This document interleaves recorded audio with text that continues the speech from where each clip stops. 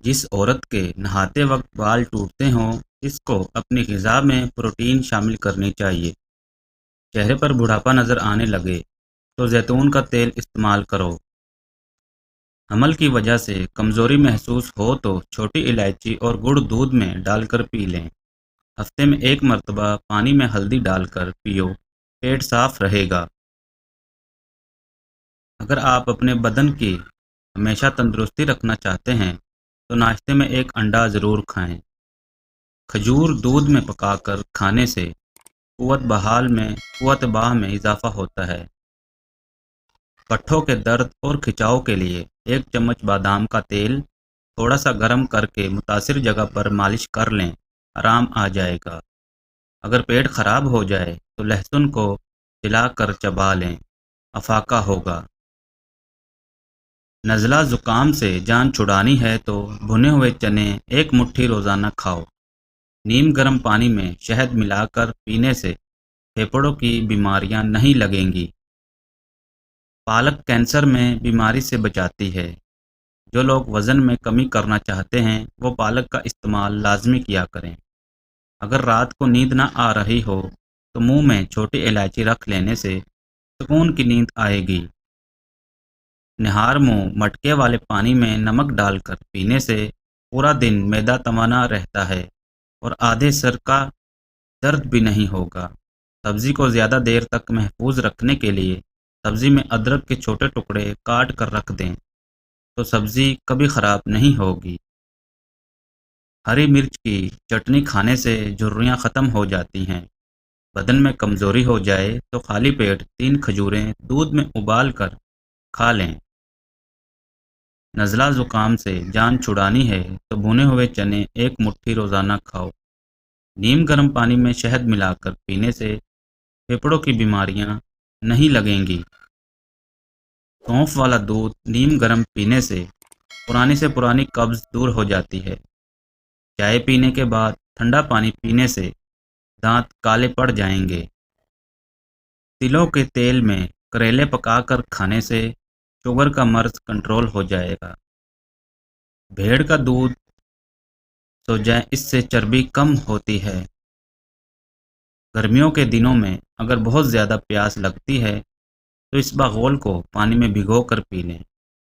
بغیر چھنے آٹے کی روٹی استعمال کرنے سے قبض ختم ہو جائے گی۔ پپیتے کے بیج کھانے سے ہاتھوں کی بیماریاں ختم ہو جاتی ہیں۔ صبح ناشتے کے بعد 2 دانے انجیر کے کھانے سے لیکوریا جڑ سے ختم ہو جاتا ہے۔ ہاتھ دھوئے بغیر کھانا کھانے سے بھولنے کی بیماری لگ جاتی ہے۔ جو لوگ بائیں جانب زیادہ سوتے ہیں ان کو دل کی بیماریاں کا خطرہ بڑھ جاتا ہے۔ اونٹنی کا دودھ پینے سے جوانی برقرار رہتی ہے۔ ناک پر تیل لگا کر مساج کر لینے سے ڈپریشن کم ہوتا ہے۔ ہائی بلڈ پریشر کا خاتمہ کرنا ہے تو نہانے سے قبل 1 گلاس کا پانی پی لیا کریں۔ جو لوگ چھوٹے چھوٹے مسئلے میں بھی دوائیں استعمال کرتے ہیں وہ بڑی بیماریوں میں مبتلا جلدی ہو جاتے ہیں۔ اونٹ کی گردن کے قریب والا گوشت کھانے سے بیماریاں قریب نہیں آتی۔ آلو بخارے کا شربت متلی کے اور بدن ہضمی میں فائدہ دیتا ہے۔ آلو بخارے کا شربت خون کو صاف کرتا ہے۔ زیادہ تھوکنے سے دماغ کمزور ہوتا ہے اور چہرے پر خشکی آ جاتی ہے۔ صبح نہار منہ 1 گلاس نیم گرم پانی میں 1 چمچ شہد ڈال کر پینے سے سستی ختم ہو جاتی ہے۔ جامن کے پتے چبانے سے گلا خراب نہیں ہوتا۔ زیادہ مرچوں والی چیزیں استعمال کرنے سے بواسیر ہو سکتا ہے۔ جس کو نظر کی کمزوری ہو وہ آم کھائے۔ آڑو کھانے سے معدے کی صفائی ہوتی ہے۔ چہرے پر ملتانی مٹی لگانے سے جلد پرکشش اور جوان رہتی ہے۔ جس عورت کو تھکن کی وجہ سے ہاتھ اور پیروں میں درد رہتا ہے اس کو اپنے پاؤں کے تلوے کی مالش کرنی چاہیے۔ نیند میں خراٹے آنے کا مسئلہ ہو تو سرسوں کے تیل کے چند قطرے ناک میں ڈال لو، خراٹے نہیں آئیں گے۔ جوڑوں کے درد کے لیے میتھی دانے کا استعمال انتہائی مفید ثابت ہوتا ہے۔ زیتون کا تیل انگلی پر لگا کر کان میں لگانے سے سماعت بہتر ہوتی ہے۔ کلونجی آنکھوں کی بینائی کے لیے بہت اچھی چیز ہے۔ بند گوبھی کا استعمال کرنے سے وزن میں کمی آتی ہے۔ رات کو سونے سے پہلے 3 عدد کھجوریں کھانے سے انسان کبھی بوڑھا نہیں ہوتا۔ جو عورت بچوں سے سختی سے بات کرتی ہے وہ ذہنی دباؤ کا شکار ہو جاتی ہے۔ نیم گرم پانی رات کو کچھ گھونٹ پی کر سو جائیں، آپ کا معدہ ہمیشہ صاف رہے گا۔ جو عورت موسم کے حساب سے کپڑوں کے رنگوں کا انتخاب کرتی ہے اس کے چہرے کی چمک برقرار رہتی ہے۔ آلو بخارے کے شربت میں ایک چٹکی نمک ڈال کر روزانہ پی لو، یہ جسم کی گرمی اور بلڈ پریشر کو دور کرتا ہے۔ کٹی ہوئی ایڑیوں پر مہندی لگانے سے ایڑیاں ٹھیک ہو جاتی ہیں۔ سبز ٹماٹر کھانے سے پٹھوں کا درد دور ہو جاتا ہے۔ دل کے مریضوں کے لیے کالا نمک انتہائی نقصان دہ ہے۔ کچے سیب پر شہد لگا کر کھانے سے دماغ تیز ہوتا ہے۔ بیری کے پتوں کو ابال کر اس کے پانی سے سر کو دھونے سے سر کی خشکی ہمیشہ کے لیے ختم ہو جاتی ہے۔ اگر وہم کی بیماری کو دور کرنا چاہتے ہو تو جتنا ہو سکے لمبا سجدہ کیا کریں۔